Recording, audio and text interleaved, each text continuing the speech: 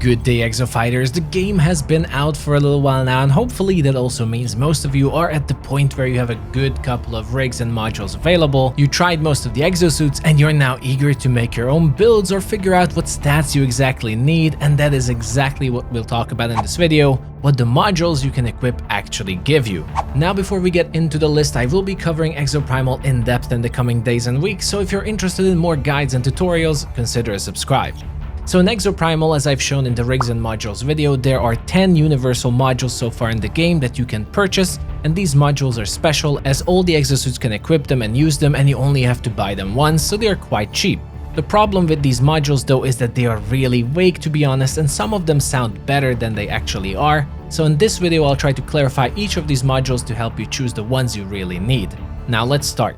First, the beginner ones, Crisis Module. This module will increase your movement speed under a certain health percentage that goes all the way up to 60% of your health as you upgrade it through its tiers, and while the game does not specify the speed amount, it appears to be around 20 or 30% speed buff to your character, especially noticeable as you sprint. Not a bad module, it might be useful for PvP in some cases, but I personally prefer other modules over it because it's really expensive to take one full slot.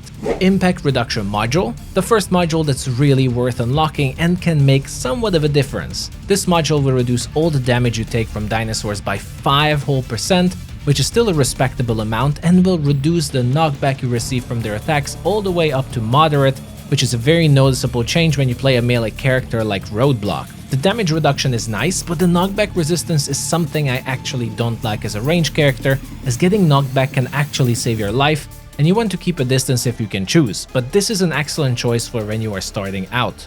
Recovery Module. This one says it automatically recovers 50 health for you and is one of the more confusing and most misleading modules in the game, and we should talk more about it.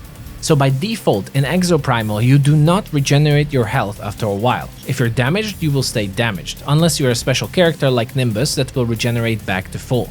Recovery Module is basically a tool that will give you health regeneration for your character, but it is extremely badly worded and misleading, as all it does is it gives you back 50 health after like 8 seconds of not getting hit, and even with a character like Zephyr, this is super underwhelming. So overall, this is a very undertuned and quite bad module that I don't recommend. Hi-Xol Compression Module. This module, as you upgrade it, will increase your overdrive gauge generation by all the way up to greatly through the upgrades, and once again there are no exact numbers, but this is one of the best modules you can unlock for yourself.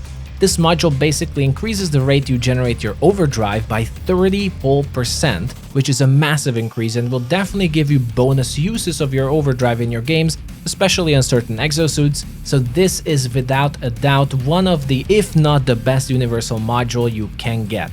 Next, Durability Module. This module is exactly what it says, very straightforward 50 health increase. Not amazing, similar to Recovery Module, but this one at least immediately gives you the HP without you having to wait for anything, and in the case of Zephyr, that's a flat 15% boost to your health, so nothing to scoff at and might be worth taking if you keep dying a lot.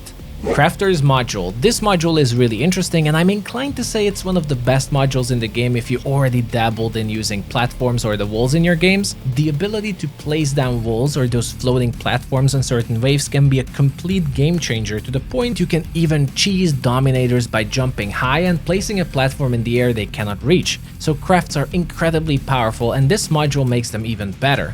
But the problem is that you never know what crafts you're going to get, and it's kind of a lottery, so it's very expensive to always keep this equipped, but great for supports, I would say.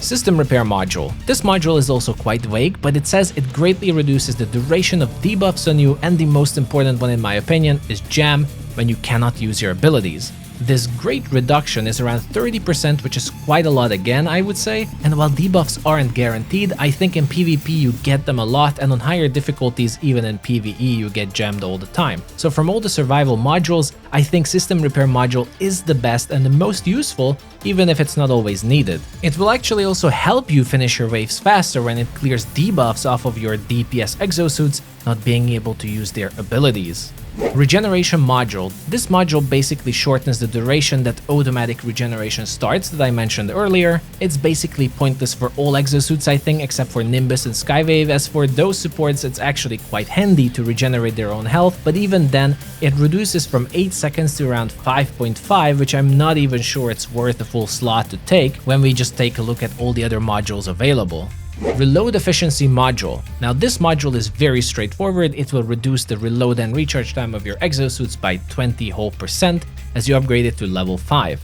A little clarification might be needed here for what recharge actually means. That is for characters such as Witch Doctor, Krieger, or Roadblock for their Neural Rod, Minigun, and the shield recharge, while for everyone else it's their weapons reload. This module is once again super useful for characters with slower reload times and charges. I personally love using it with Barrage and will give you a great damage per second boost, or if you Roadblock or Krieger and you need to reload your minigun a lot or you need to recharge your shield, this will be very useful.